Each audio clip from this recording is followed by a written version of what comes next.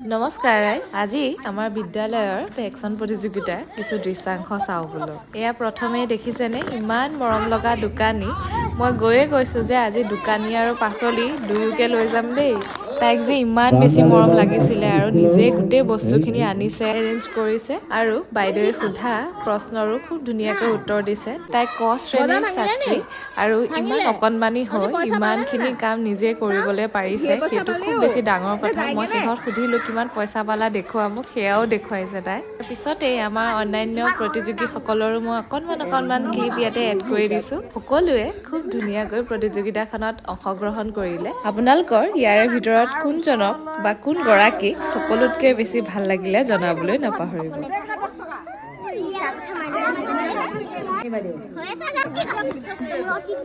মই